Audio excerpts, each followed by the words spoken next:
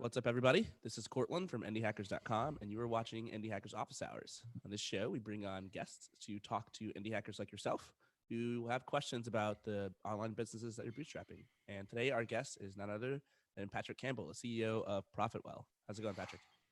It's going well, man. Good to be here. Good to get into the indie hackers crowd more. I love the forum. I love all the stuff that's coming out of it. So hopefully I can get back here. Cool. Our first guest is Adam Zerner. Adam, why don't you tell Patrick what you're up to and how we can help? All right. So, my name's Adam, and I'm working on an app called Premium Poker Tools. So, for non-poker players, it's hard to kind of explain the value offering, but basically, it's what poker players use to study. So, a quick example is that if you have, let's say, like Ace 5 suited, and your opponent has Pocket Jacks, you can use my app to kind of see that you're going to win about 1/3 of the time. Oh, cool. That's kind of yeah. So is it like a training? Like I kind of just use this like while I'm on the subway or I'm on like whatever. I just kind of like try to make a choice, and then you tell me if I made the right choice or the wrong choice, or what is that? So it's hard to give correct and incorrect kind of answers. It depends on so many variables that it's hard to say like what's correct and incorrect, but it's something that you would use kind of at home, like we say off the table. You don't use it while you're playing. It's like you're going to sit down for an hour and study poker and Got it. help you. Yeah. So it's kind of like if I was using Headspace or if I was using, I don't know, a mind game trainer or something like that. It's just like a training app basically.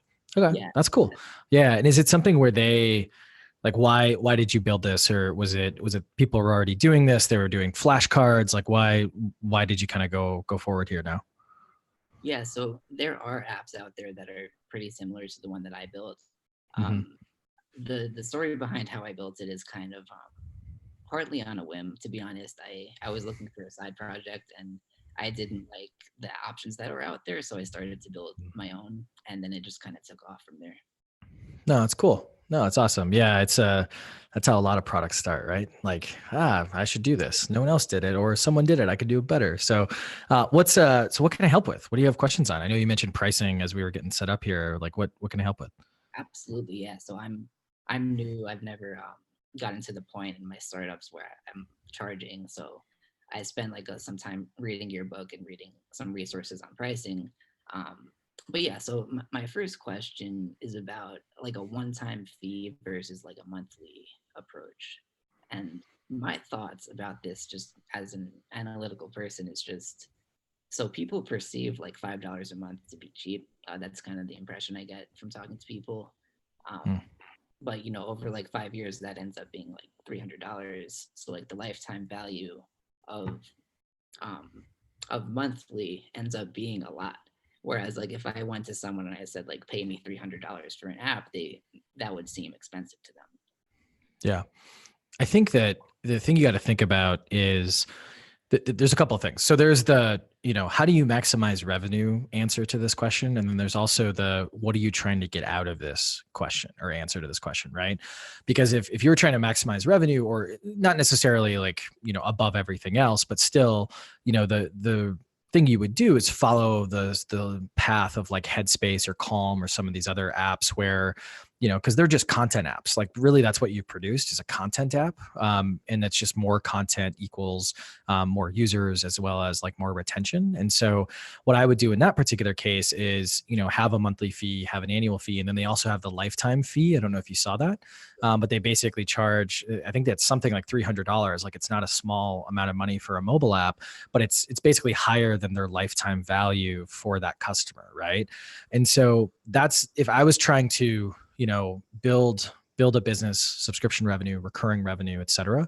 Now, this might just be like a fun side project that you want to kind of monetize. And, there's implications of subscriptions where you're like, oh, I have to figure out churn and I have to do all these things. And, that's a bigger headache, right? So if I was just trying to do this as a side project, then maybe I would do a one-time fee. Now, even then, I think if you're doing it as a side project, like I would still do some sort of subscription on this, mainly because there's just so many like great implications. But ultimately what I would do is I go talk to those customers, right? Or those potential customers. And even with some qualitative conversations, you could figure out, hey, like, so we're thinking of, doing XYZ. We're going to be adding more content. We're going to be doing this. We're going to be doing that. Or we're never going to add content. We're never going to do those things. Like, when you think of how we price this, like, what would you most prefer? What would you least prefer? Right. And like kind of ask in that manner to open this up to those customers or those potential customers. Because I would argue like, it's kind of like, I use Focus Timer and I have a couple of other like Pomodoro apps, right? I only paid for those once because there's really no updates. And then when there's a major update, I'm going to buy the next one probably. So if it's an app that's not really going to evolve, maybe that's what you do. You just do a one-time fee because that's how people see it. If it's something that's going to evolve over time, then the subscription makes sense. And really the limiting kind of decision factor here is, are you going to be continually boosting value or adding value? If not, one-time fee is probably the answer there. Okay. Yeah. So in my case, this is something that trying to maximize revenue. I'm doing it full time, and I've Great. planned on for a while, so that makes sense. Yeah. And I think you would have to, from a product perspective, think about, and again, like we talked about, I'm not, a poker card shark, if you will. And so I don't know the space as well as you do, obviously, but I would think about what are those things that you can add? Can you eventually add like a simulation, right? Where they can actually, figure out if they would win or not. And they can, kind of test in more real time, right? That would be something. And then all of a sudden I'm getting constant value because my usage is constantly being updated, and the scenarios I'm facing are constantly different. And so, yeah, I think that's the biggest delineation and the biggest thing you got to think about. Okay, cool. That makes sense. Can I ask a follow-up question? Yeah, you got another 5 minutes or so. Okay. So this is something that really confuses me. One of the biggest pieces of advice I hear for pricing is to charge more. Like, indie hackers, someone asks, what should I be charging? It's charge more. Yeah. So one question is whether that applies like B2C. I've read a lot of Patio 11 stuff, and he emphasizes that businesses will pay a lot, but I'm unclear on whether that applies to customers. And then also I'm kind of would like to talk about like my scenario. I'm kind of deciding between $5 and $10 a month. Yeah.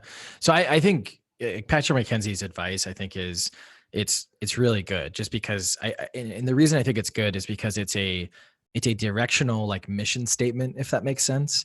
Yeah. But when you get into the nuance, then all of a sudden there's a lot more nuance, right? And so actually what's funny is Justin from Transistor published an article about, should you actually charge more? What does that mean? And at the end of the day, it's like the reason charge more is such an effective piece of advice is because we don't think our stuff is worth as much as it actually is constantly, right?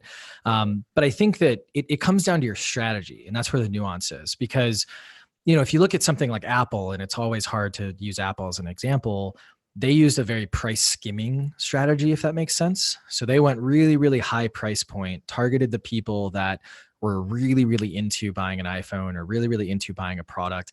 And then they eventually brought the price down through different offerings, as well as different, just lowering the price overall. And so similarly for you, I don't know who you're targeting, right? So if you think about your buyer personas, the people who are buying the product, there are casual poker players like myself. I would buy something like this, but I don't know if I'm your target market, and my willingness to pay is probably very different than the willingness to pay of like someone who is a professional, meaning they play in Vegas 3 times a week and that's how they make their living, right? So what I would do is I would do a little bit more research, and I think we talked about this in the book, that I wrote, is basically talking about, hey, like collect some data, even if it's just qualitative from those different groups, and then basically based on that, start to make a decision. And I would argue that in the early days, charging more, getting the people who really, really care about it, is probably better than charging less, right? Because you can always charge less. Like it's something where you can always come out with a basic tier. You can always just lower the price overall. But I think doing the research is really what's going to tell you that, and just talking with a couple of those customers or potential customers. Yeah, that makes a lot of sense. And I definitely agree. Like I remember you talked about in the book about kind of going through your user groups, kind of stratifying them into personas.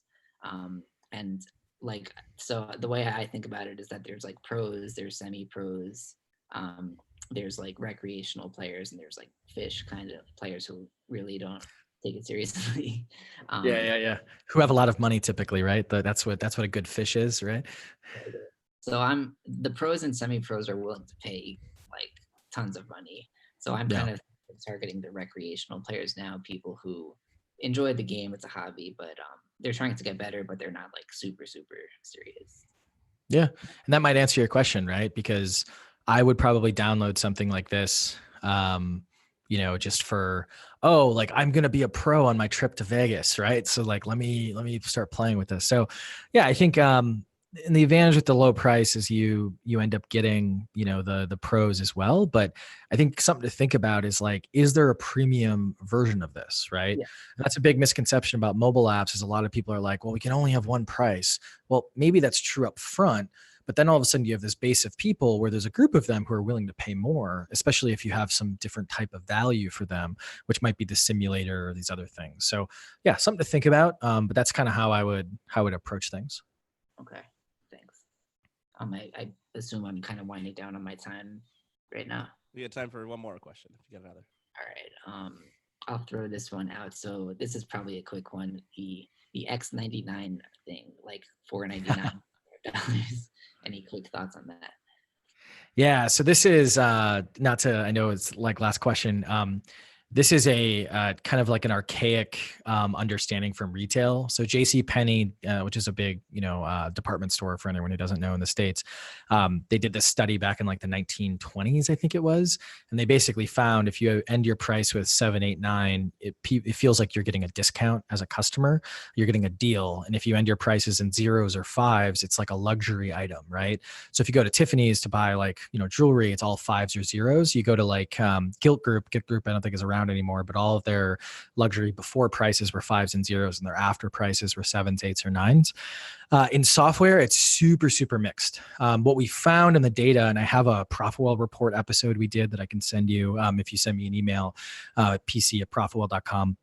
But it basically the low ARPU companies, so kind of like where you're at, the nines do help a bit, but the retention of a nine doesn't necessarily, it's like kind of murky, if that makes sense. So it's a good thing to test because it is so like space as well as product dependent. But there isn't one definitive answer there, but I can send you that data, which will help you kind of prioritize the test or not. Sure. Yeah, that'd be great. And I appreciate all the, help you've been giving me. Yeah, absolutely, man. Thanks. All right. Thanks so much, Adam, for coming on. I'm going to bring on Josh and kick you back down to attendee level, Adam. Josh, welcome to the show. Feel free to unmute yourself and explain to Patrick what you're working on and how we can help. Awesome. Thanks, guys, for putting this together. Patrick, thank you for taking the time. Absolutely, man. Cool. So let's see. I'm kind of starting from zero, and I'm just trying to figure it. So I'm looking at a whiteboard right now, and I have 3 or 4 ideas, and I'm trying to validate them. And I'm trying to figure out from other people who've been through an app or two like yourself, how do you go about validating, which is, I know, an expansive question. And then how do you get to, hey, I think this is validated? Yeah. And I'm going to throw out one more little thing. Actually, sorry, there's kind of the first piece right there. Yeah, I think so. This is super tough. And I think that the classic answer that I'm sure you've read before is do your customer research, your customer development, right? And I think that's a big thing, like either qualitatively, meaning like just going out, finding your target customer, trying to find your target customer to talk to. And then even quantitatively, I've written a lot about this and I can send you some of the resources, but the short version is that there are market panelists out there where you can get access to anyone from, a stay-at-home mom or dad in the middle of the United States, all the way to a Fortune 500 CIO in Europe. They cost very different amounts of money, but when you're validating your idea, spending a few $100 or spending a couple $1,000s even is actually like probably worth it, especially if you're trying to compare. And then what you can do is if you collect some data around like loose willingness to pay or loose, like how much they value something, and then compare it to estimates through which your CAC, your customer acquisition costs will be and your lifetime value will be, and you compare those across the different products, that can normally give you some good insight into, where you should go from like a revenue perspective. Now, the thing that we don't talk enough about, I think kind of in, the bootstrapping and just business community in general, is that your DNA is also something that's super important. And what I mean by that is, I don't know who you are fully or anything like that, but it's like, I don't know if you're a technical person, a non-technical person. Are you really good at enterprise sales? Are you really good at growth hacking? Like, I don't know like what you are, right? But you have to kind of think through those particular things for your business. So, because that's going to affect like how you build something. And we don't talk enough about this. So to give you an example, we developed a lot of DNA for selling mid-market and enterprise deals at ProfitWell. And so, we have a free product, but we're not necessarily the best at like growth hacking and getting that free product everywhere. And so there was a lot of reasons why we went freemium with our product. But what we ended up doing is we were like, okay, when we go for paid products, we don't want to try to optimize a bunch of $50 per month, customers. We'll take them, but we don't want to optimize for it because our DNA isn't like that. So there's probably an idea that you have that is a good idea and it probably will make money. But it's probably not in your DNA, or maybe you don't even want to do it. Right. And if that's the case, then it's like, let's move on to the next ideas, because there's so many different ideas that are out there. And not to like be brash, but the likelihood that you have the one brilliant idea that no one has ever thought of is probably very low. It was low. I mean, we thought subscription financial metrics. We were like, this is going to be everything. And then all of a sudden, Barometrics popped up, ChartMogul popped up, and all these other products popped up. And it was like, we all kind of thought about this at the same time, which was crazy. So something to kind of think about. Yeah. So just to kind of give you a little context, the idea that is giving me like the most juice is basically delivering data reports to dentist owners. Right. So basically they get monthly reports or maybe weekly reports of what their marketing's doing. And then maybe down the road, what their profit looks like, in the sense of, hey, you got these calls today. I mean, these calls this month, which was an increase from last month. And that's translating into new patients. And just giving the dentist who's like, in somebody's mouth in an office, a quick snapshot of that information, I think has been valuable to a client of mine who's kind of like in the web agency world that I have. So I'm just trying to jump into the product from service, right? Yeah, totally. What I'm doing right now is just put together like a 400 email list and just trying to get somebody to talk to me, right? That's a dentist owner. Well, and that's another thing you got to think about, right? So if it's really hard to get someone to talk to you about the thing that you want to talk to them, even if your copy in your email isn't that great, like, you want something where you send those 400 emails and you get a bunch of people being like, oh my God, this is a huge problem. Right. And I would worry about, just having worked with, some software that serves dentists, chiropractors, and some of the like therapists and things like that type of product, you have to be really careful, because it's kind of like an ornery like type of business owner, right? Where there are some that are very sophisticated and they're using Google AdWords, they're using the right agency, they're doing all these other things. And then there's some that's just like, we're the only dentist in town, so we don't need to acquire any customers, right? So that's another thing to kind of consider is your space, right?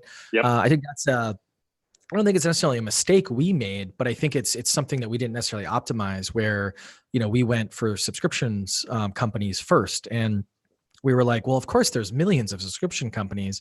Well, there's just not that many. There's actually only like 50,000. And so it's one of those things where it's like that affected us in terms of, our TAM. And that's something you might have to think about as well.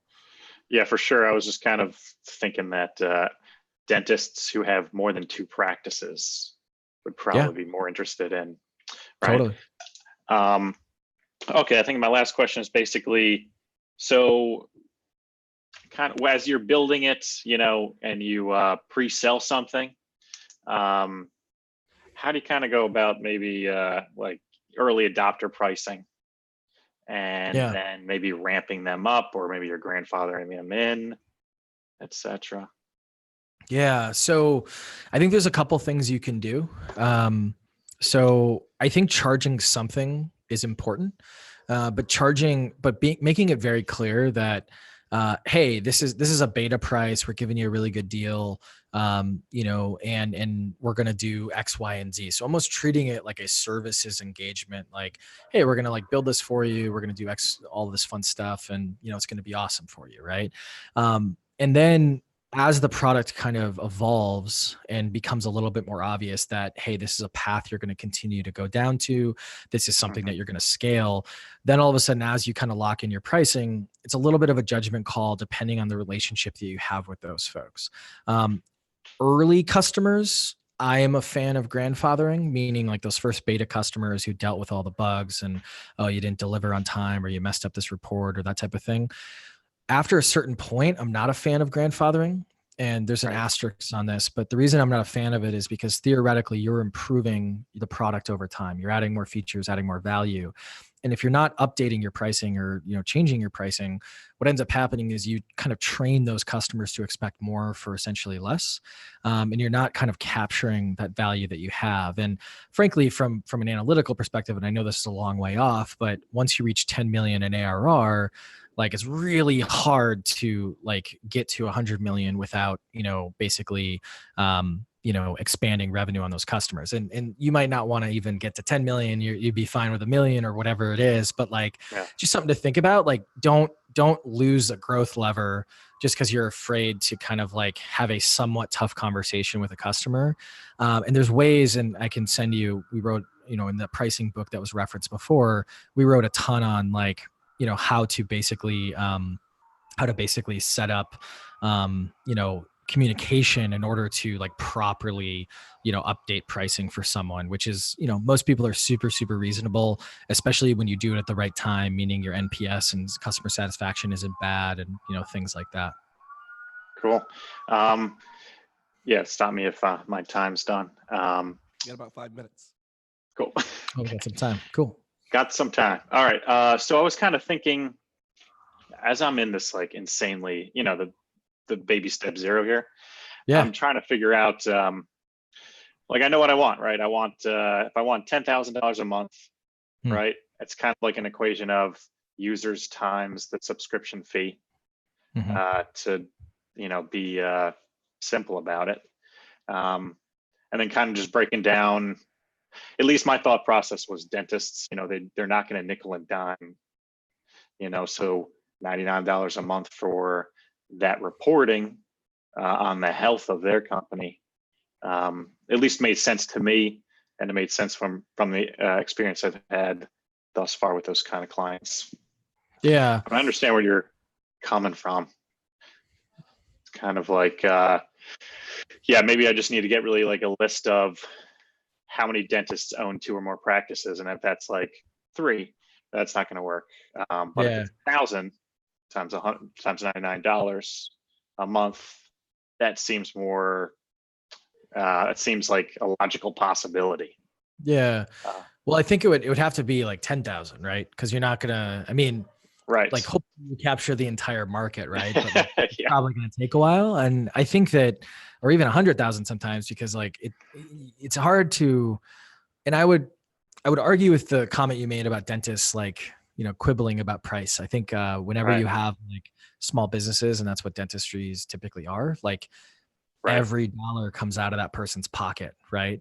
And this is what's worrying about like an analytics product. At least we've found this, where it's like the willingness to pay for analytics product is not great, because people don't know how valuable the data is. They don't know how to like value it in and of themselves. Like the willingness to pay for ProfitWell when we tested this before we went free was, we had some people willing to pay like $50 a month up to about $250 a month, but that spread wasn't big enough to like be like, oh wow, we can get some big dogs and we can get some small dogs on here and have a really high and decent ARPU. And so I would think a little bit about, and this is where talking to these potential customers really comes into play. Like think about how that structure is going to be, think about where you're going to go with that pricing, and ultimately think about, is this the market that makes the most sense? And not only willingness to pay bakes into that and the size of the market, but also how easy it is to acquire this market. Right. So if you're going through these agencies, that might be easier, like if you have that relationship. But, I know I know for like a fact already that selling to chiropractors, dentists, et cetera, it's not as easy as, as a lot of people think. Now, once you're in, retention's amazing because they never Right. want to rip out software. So it's just something to kind of think about. No, it's a great point. So you kind of spoke as if you did some testing. I mean, obviously you did some testing yourself on possible client pockets.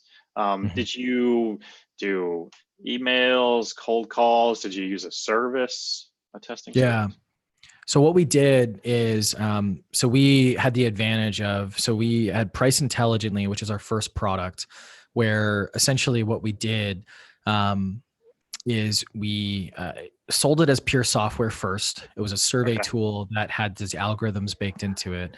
Then people asked us for a lot of help. And so we started a service on top of it. So it was like a tech enabled service. Mm-hmm. And that was basically us getting paid to do our customer development. And then we started ProfitWell, where we had enough relationships with people to like talk to them about what we were trying to build. And then to kind of validate some of those hypotheses that we gained from that like qualitative research, we went out to market panelists and collected data kind of on a larger scale, like hundreds of responses versus like, a couple dozen responses, right? And so that's kind of the process that I would recommend. And just search Google for customer development. That's all it really is like going out and yeah, it was emails, just to kind of answer your question directly. Emails, relationships we had, requests for introductions, and it's just like pounding the pavement, like grinding it out, and asking the right questions is probably the most important part. Like asking or acting like a prosecuting attorney, where you're not leading the witness. Yeah. You're like, oh, how do you look at this right now? Well, do you care? Like, that's probably not even a good question because everyone's going to say they care, right? Like, Mhm. you want to ask how much they care and all those types of things. And there's a lot of different ways you can do that. So you put out a free product, the survey piece, and that kind of got you this interaction and a flow of feedback and help requests. So it was a paid product originally. Okay. We were selling it for like $100 a month. We had a bunch of problems. It had a bunch of problems, all the fun early stage problems with products. And then the first couple of customers were just like, that's cool, but we want your help doing this for a whole host of reasons. And they were like, we'll pay you for it. And we were like, okay. And it was a little bit of like, well, we know we're going to have to like charge you more. And they were like, yeah, we know you're going to have to charge us more. And so we started what's called a tech enabled service, where you just can't buy us without our software. And you can't buy our software without us. And that's what Price Intelligently evolved into. And so that led us to, having enough margin to start investing into the pure software that we've built. So that's kind of how we've scaled our bootstrap business. We're about 70 people, and we're over 10 million at this point. So that's kind of where we've gone. That's awesome. Yeah. Right. Thanks, man. A lot of work. That's all I got. Cool. Thanks, brother. Thanks for coming on, Josh. Thanks for also helping us host Indie Hackers meetups. Thank you. All right, Dana, you are up. Why don't you let us know what you're working on and tell Patrick how we can help you. Hey guys, how you guys doing? Pretty good. Doing well, Dana. How you living? Not too bad. It's been a while. Good to see you guys. Yeah. So I've been struggling with a new software company that I'm building, and it's around the pricing. And I know we've talked before, Patrick, about value-based pricing, and we're coming to a position now where we've kind of find where our ideal customer is in our early access preview. We've got the feedback and we've kind of figured out what businesses we want to service. But one of the challenges we're finding is we have these opportunities where we have these managed service providers that service a lot of smaller businesses. And so when we look at an aggregate, their service to us is more. And so in our case, what our product does is it gives us the ability for IT people responsible for managing the Microsoft cloud to be able to find and fix issues that they have in the environment. And so in many cases, we can help them increase their productivity by automatically fixing stuff for them. Around 20, 25% of their time gets back to them. That's awesome. So we got this weird way, we're trying to figure out how to price it. And we went through the traditional, we'll have like a standard, pro, and premium, but then we started trying to break down the capabilities we need to do that. We weren't finding the right value drivers, and more on the other lines of the kicker of how to get more for those people that want more of the service. So we thought we'd try something. Instead, what we're thinking is we're just going to charge you 2% of whatever your consumption is in Azure. So if you're spending 20 grand a month in Azure, we'll take 2% of that. That's our fee. But we need to set a minimum because there's lots of people that aren't even spending 15,000 a month. They still get a lot of value because we can replace an entire IT person in many cases. Yeah. So we set up minimum bar. So I put a link in for the pricing page that I kind of wanted to look at. Yeah, I'm looking at it right now. And my question really comes down to is in the initial hallway usability tests, as we got some people looking at this, has been that they just kind of glance at the page and the first thing they see in the middle is this, consumption. Wow, there's so much. And they think that's the price they need to pay us. And then they realize, oh, wait, no, that's my consumption. Here's what you're going to pay. Yeah. So what I wanted to ask you is twofold. One is, what are your thoughts on this idea of tying consumption to the pricing so that we pick up as people use more of the service because they have a larger usage base? Then that way we're not leaving money on the table. We try to get something small enough so that it's not, it's enticing enough to say it's like not a lot in comparative to what we're spending in the cloud and the amount of people we have usually managing this.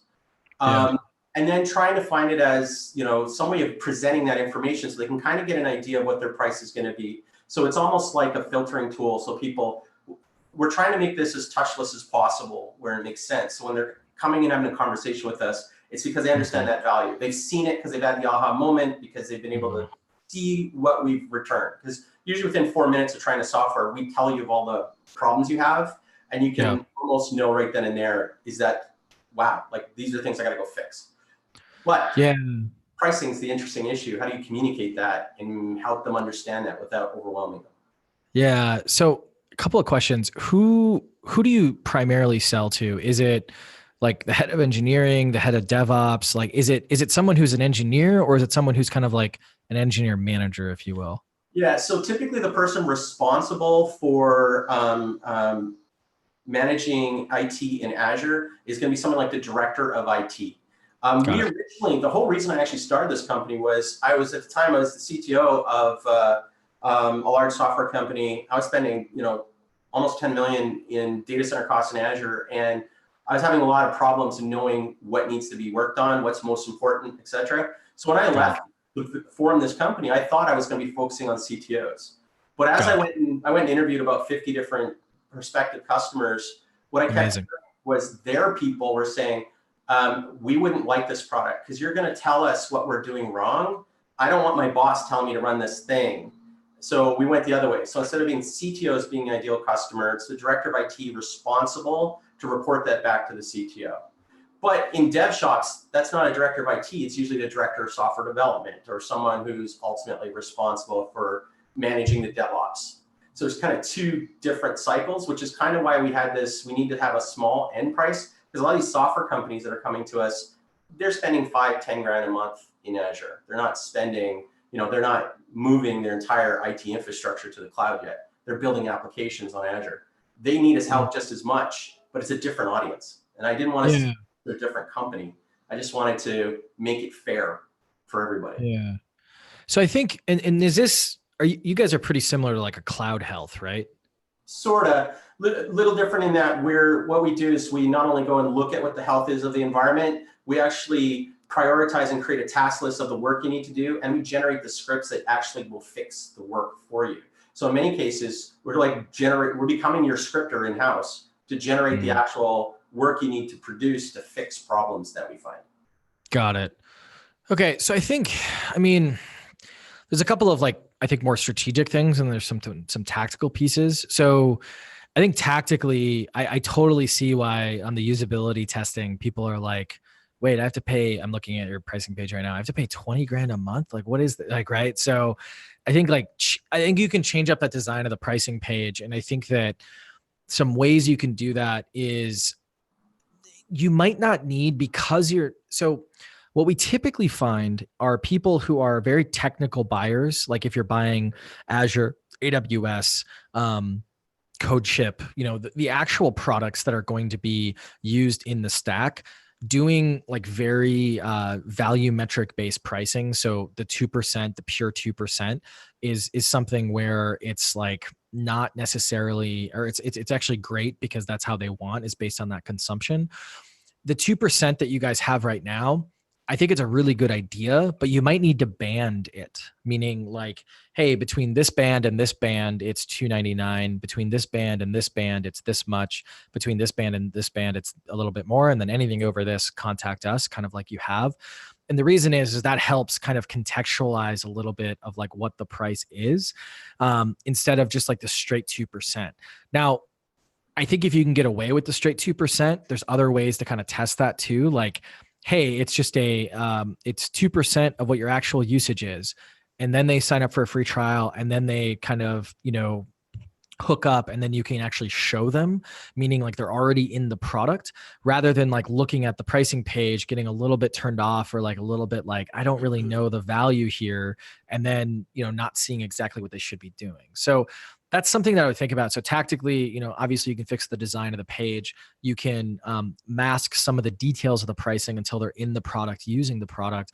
Or even on top of that, you could kind of change how that banding works in order to, not have like a straight slider like you have right now.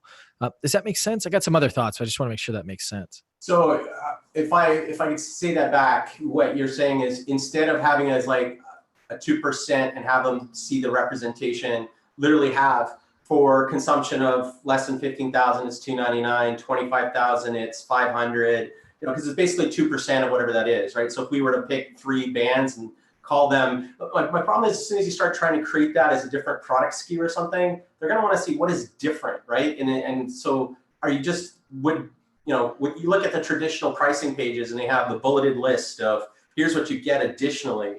Yeah. What the additional is here is like this, it's the same software. It's just that you're going to pay more if you have more consumption, because we're going to be doing more to look at more of your resources, right? Yeah. How do you communicate that? But I think that I think you actually, so there's ways you can kind of fake it, if you will, like, dedicated account manager versus premium support versus, this type of support, right? There's things that you can do that are rather easy. Or like, you guarantee like an SLA at the big plan, or those types of things, right? There's some basic things you can do.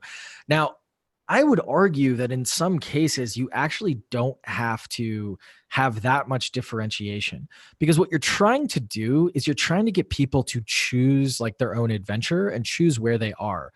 Right now, like, and I don't know, I might be wrong here, or actually don't know, is like, I don't know and I'm definitely not the buyer here, but like, I'm not really sure. I know roughly how much we're spending on our AWS, but like, I don't know exactly how much we're spending. And this person, director of IT, might know exactly what it is, but I at least will know, like, if you show me 3 bands, like small, medium, large, and I'm not necessarily a huge fan of like just automatically putting good, better, best. I don't think that's like a good like approach to pricing. But in this case, I think it might be easier for people to choose their own adventure here.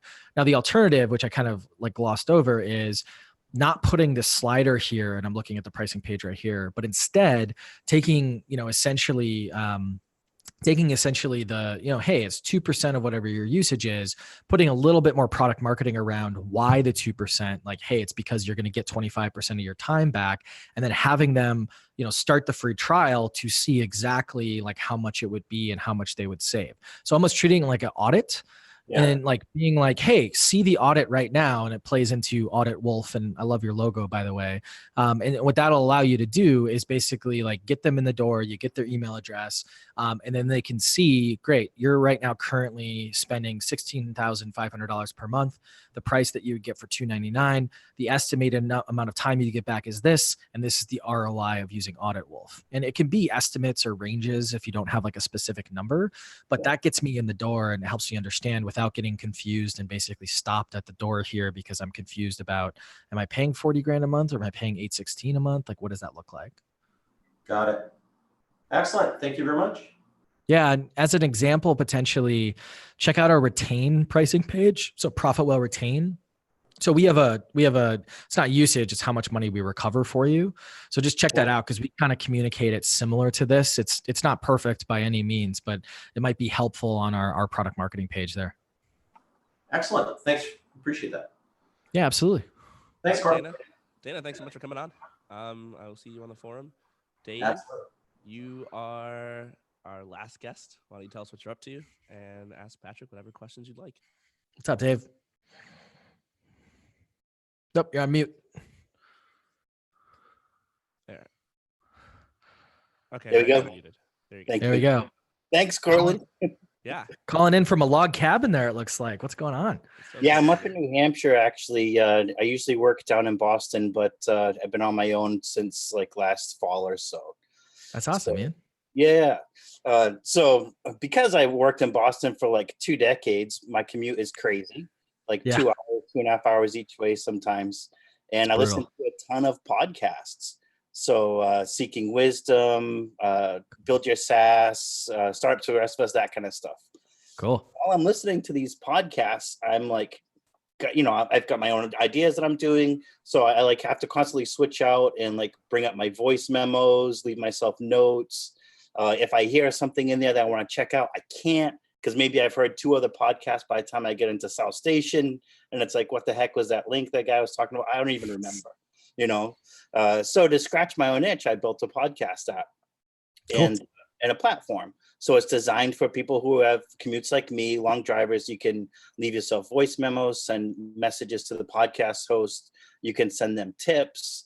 And you can also have links that come up in show notes and stuff like that. So you can save them out for later. It's basically to kind of bring all the ecosystem things in, like Patreon and all that stuff, into an app so that the listener doesn't have to go here and there and whatever to sort of participate with the podcast to its fullest potential. While I was making the app, I realized that there was a lot of opportunity for the podcast side too, for hosts to be able to enhance their podcasts and make them interactive, to send down surveys and questions, to collect voice messages, to get reactions and tips for the audience. So basically have 2 sets of users. One is the actual consumer who wants to listen to podcasts. It's a larger set than the second set, which are the podcast hosts.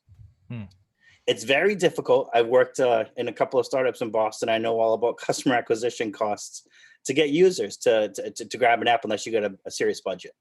I've seen people blow $100,000 a month in customer acquisition for a mobile app.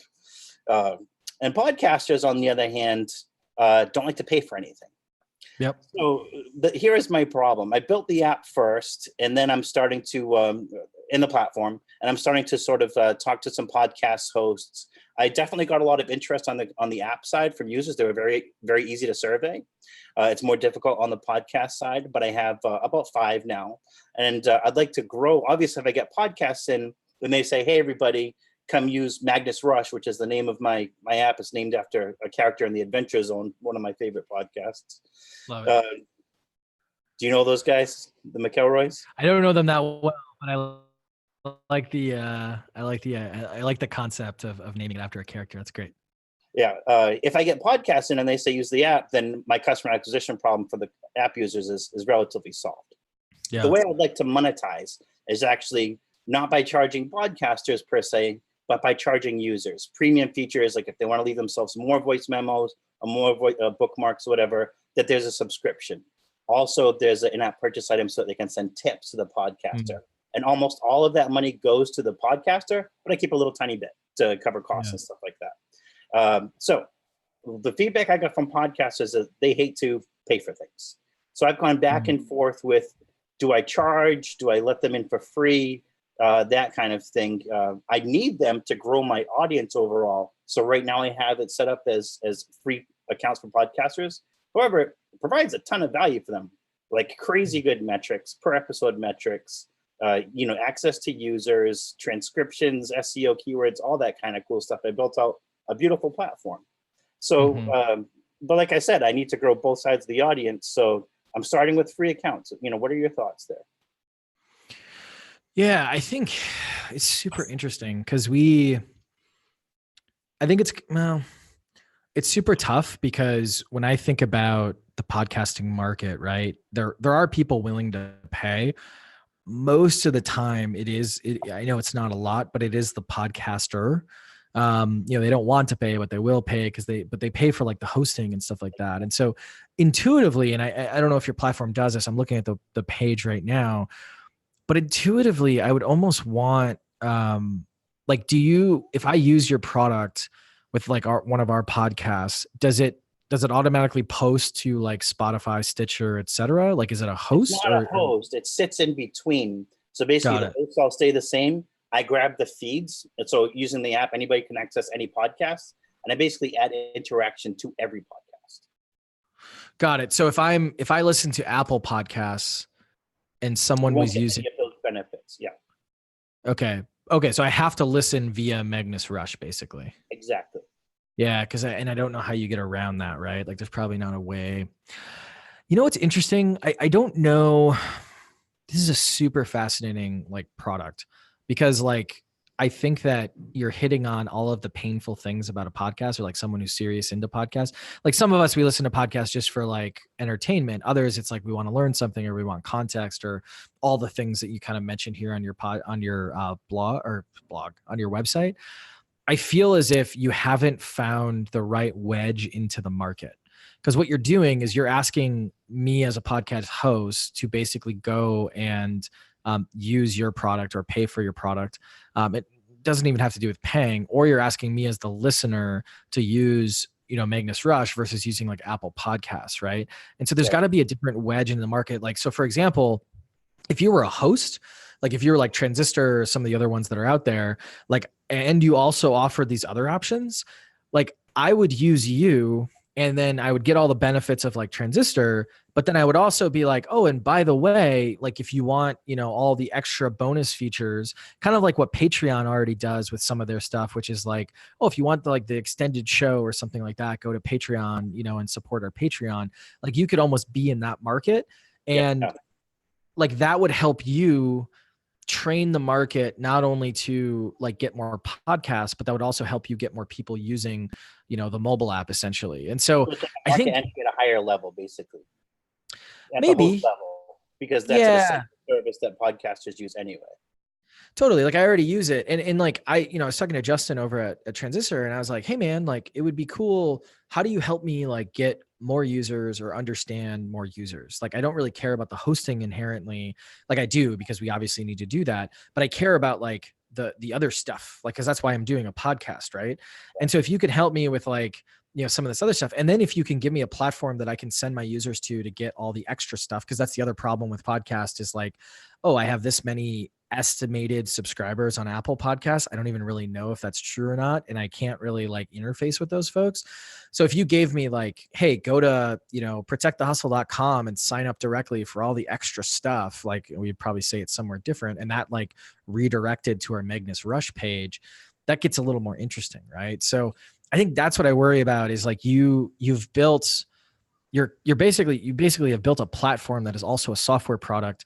But I think the problem with platforms is you got to fill the platforms on both sides. Exactly. And so how do you get the path of least resistance? Well, the path of least resistance is I'm already buying host stuff, or like integrate with the host stuff if that's like too onerous. But I'm already doing this, like just make it better, and all this stuff that you have listed on your website definitely makes it better for our listeners. Right. And this is, I mean, if you get this right, it disrupts, podcasts as a whole, because I think like podcasts, like they haven't really been disrupted and like Luminary's trying, but they're not really disrupting the technology or the experience. They're just kind of, disrupting content, if that makes sense. So yeah, I think you got to think about where your wedge is from a product perspective. I reached back out to Justin. I was trying to see if he would do some sort of partnership where he could sort of say, here's an app you guys can use to his customers, but I can't get through a spam filter yet. We'll see. Yeah. No, he's a good dude. I almost want to text him and be like, hey, have you seen this? This is kind of cool. But yeah, I think it's like, directionally good. I think that like you can probably kind of march against, the machine here in terms of like getting people to use this. But like, I really feel like if you are a host, so that I can also get all those Apple Podcast listeners and all that other stuff, but then I can say, hey, if you really want all the good stuff, listen through Magnus, here or whatever it is. It makes total sense. This was a loyalty decision for me. Sure. Because I listened to every episode of Build Your SaaS. I know exactly what Transistor is, and I had zero desire to like build a competing product for them. So that's kind of where I'm at with them with that. No, but cool. I mean, what you said makes complete sense. It really does. Do I have time for a second? Yeah, I think we so. got, another couple minutes. Okay, so Cortland had said recently during the retros, he impacted a lot of us by saying work on something that's worth your time. I had a second idea I started on recently also, since I finished Magnus Rush and I'm working on sales now, and that's a location-based messaging product. I want to walk into a Target or Cumberland Farms or a CVS and be announced over a little loudspeaker. So the value to the business is that they get to know their customers. It makes everybody smile because it says like, hey, ladies and gentlemen, here comes Dave Young. He hasn't been here since last week. You know, he likes skydiving without parachutes. Welcome back, Dave, or something like that. Yeah. It break up the ice in waiting areas. I've actually got some interest from businesses already in a product. I've started on it about a week ago. It's an audio product, headless audio. The question is this: I'm already. So where?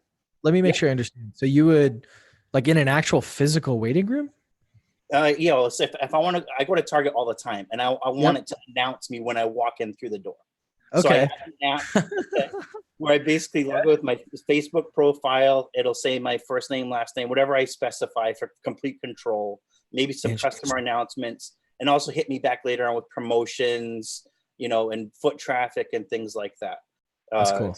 Yeah, and lots of different, you know, things that can be used for after that. It's actually a pretty easy product to put together for me. I made the prototype this morning. It works, you know. Nice. Yeah, and I have a little bit of interest from businesses already.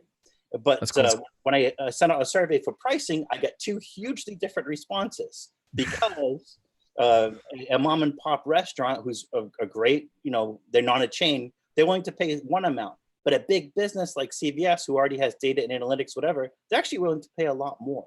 And then a huge level customer like a stadium who could see thousands of people come in.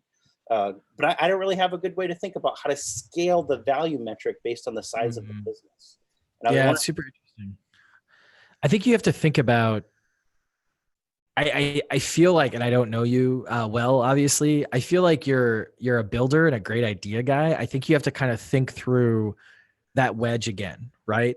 So in this particular case, like even regardless of pricing, like I'm thinking about, like, I don't know, like will Walmart or Target want that announcement happening, like given their volume? Like will a mom and pop, like I think it's almost like we're not even at the pricing stage before, like, hey, like will someone do this, and what that experience looks like to the end user, like, and you know, how much, you know, they smile or how much whatever it is, like literally like getting a beta customer and then just sitting in that waiting area for, you know, 3 days, like, you know, and watching people as they come in or use it. Because even then you're thinking about, oh, they have to download an app or they have to do this type of a thing. And it's almost like that's a huge barrier for folks, right? Like potentially, like maybe not, like I don't want to, you know, give judgment on the product. I think it's like really interesting, but I'm just trying to think about, like, how do we structure something in a way that like is super, super simple, that people can do this? Like, what are the things where like they don't even need to download the app? Is that even possible? Like, is it just a loyalty app that not only does this voice thing, but it's an add-on onto the app that they already have, that they already have all the customer information and provide discounts and like things like that? Yeah. So I think it's one of those things, like, you know, to kind of think about. Like, I think that, yeah, you might be able to find a value metric. This one's a little bit hard because it's a little bit of a novelty, right? You know, it's versus something. Well, yeah, but you know what I mean? Yeah. Yeah. But there's probably some value somewhere in there, of course, like that like There to them. value, promotional data analytics, things like that. Yeah. Yeah. So you might not actually have a specific thing that you can do when it comes to, like, you know, you know, you might not have a specific thing you could do when it comes to a value metric that scales, if that makes sense. Okay, it makes sense because I was having trouble finding one. But, Yeah, totally. Thanks for that, and I'm way over time, and I apologize. No worries, man. No apologies necessary. Cool. Well, I think we are at the end. It's 2 or 3 p.m. already. Dave, thanks so much for coming on and sharing your story. And I wish you the best of luck as a podcaster myself. Patrick, thank you so much for taking the time to help everybody with their startups and their questions. How was this for you? How is this for me? Oh, this is great. Yeah, I love talking about this stuff, and hopefully I was helpful to everybody. I think it's like one of those things where, you know, there's a lot of you know, just thinking through the problem, and if I can unlock any ideas for people, I think that's a huge win, which is great. Yeah, I think it's it's tough as a founder because oftentimes you're just kind of sitting in your office or your log cabin or Alone. wherever you happen to be alone. Yeah. And Yeah. like bouncing your ideas off other people to make sure you're somewhat sane is super helpful. Well, Yeah. Super helpful, which is good. yeah. Anyway, I've appreciated having you on here. Thanks everybody who's been watching the live stream. We will catch you on here, I think next week with another office hours. So thanks so much for watching. Thanks for having me. See ya.